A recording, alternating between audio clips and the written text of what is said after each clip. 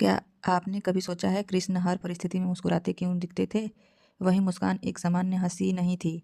वो एक ऐसी मुस्कान थी जो पूरे ब्रह्मांड का रहस्य समेट कर चलती थी। जब गोकुल में असुर हमला करते तब भी कृष्ण मुस्कुराते।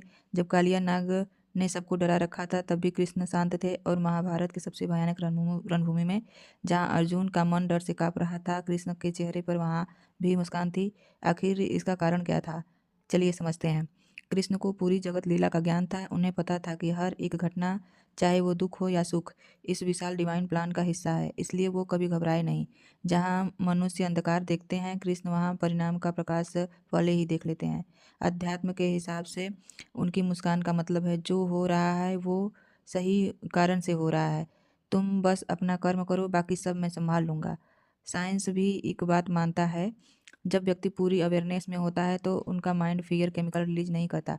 कृष्ण का मन बिल्कुल फियर फ्री और स्ट्रेस फ्री था। इसी वजह से उनकी मुस्कान एक ऐसी हाई फ्रिक्वेंसी एनर्जी बनाती थी जिसके सामने वाला भी शांत हो जाता था। अर्जुन की घबराहट, द्रौपदी का दुख, यशोदा का डर और गोकुल का अशांति, कृष्ण सिर्फ एक मुस्कान से सबको विश्वास दिला देते थे कि उनकी उनके शांति का कोई चिंता की बात नहीं। अंत में कृष्ण की मुस्कान का रहस्य बस इतना है कि वो दुनिया के भ्रम को समझकर उनके ऊपर उठकर जीने वाले योगी थे। इसलिए उनकी मुस्कान में शक्ति भी थी, शांति भी और ज्ञान भी। कृष्ण कहते हैं, जीवन का बोझ तब हल्का होता है जब तुम परिणाम का भार मुझे देकर मुस्कुराना सीख जाते हो।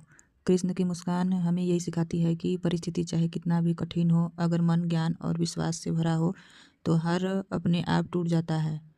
अर्थात मुस्कुराना तभी असली शक्ति बन जाता है जब तुम परिणाम का भार छोड़कर सिर्फ अपना कर्म जी जान से करते हो। यानी कृष्ण का रहस्य है